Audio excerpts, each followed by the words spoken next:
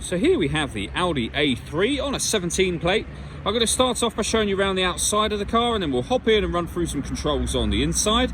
But from the outside you can see it's a 5-door car with alloy wheels. Let's start off inside the boot and then work our way around the rest of the car from there. As we approach the boot, you can see we have reversing sensors, plenty of boot space as well, along with that 60/40 split folding rear seat should you wish to increase this space even further. Okay, so we're just going to work our way back round to the front of the car, and then we'll hop in and run through some controls on the inside. But now that we've done a full circle of it, you can see it's in excellent condition the whole way round. Just briefly before we climb in, I think it's well worth seeing the interior from this exterior point of view. There's plenty to run through on the dashboard, so let's hop in and we'll do that right now. Okay, now that we're inside the car, we're going to start with the dials. On the left-hand side, we have the rev counter, and on the right-hand side, the speedometer and fuel gauge.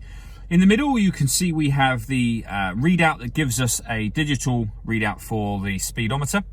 You can change the information that's below that by using buttons on the steering wheel for various bits of trip computer and fuel economy information, as you can see. There are other menus available to us as well, from audio to navigation, and then eventually back around to the beginning again. We back out to the steering wheel. The buttons I was using just a moment ago are on the left here. On the right hand side we have stereo and phone controls. We have cruise control underneath here as well. Over in the centre you have the main screen for the car. So this is where you'll find your satellite navigation. There's a full video showing how the satellite navigation works on both our website and also on our YouTube channel as well. If you want to pair your phone, you can do that under this heading just here. All of the movements that I'm making on the screen are all being done using these buttons down here. Essentially this dial, you can do it off of these buttons, but you can do virtually everything from this dial and these two buttons that flank it.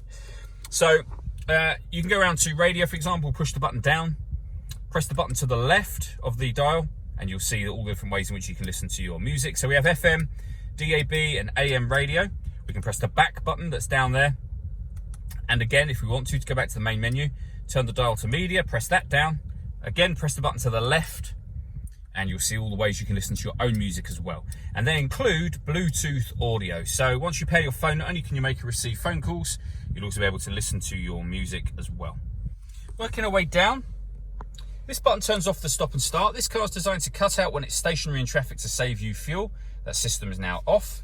With our hazard warning lights, we can turn off the traction control. This one will, when I press that, fold the screen away and fold it back out again.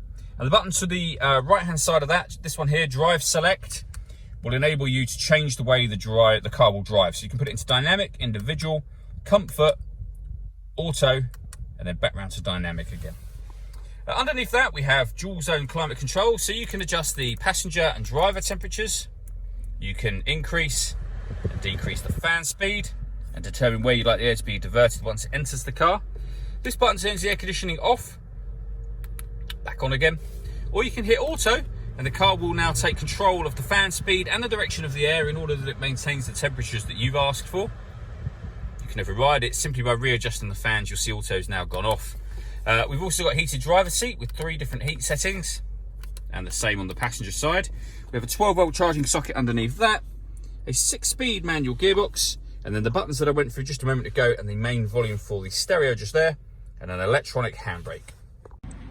All that leaves me to say is thank you for taking the time to watch this video. If you'd like to come and see the car in person and have a test drive, please feel free to call any of our MJA sites. We'd love to hear from you soon.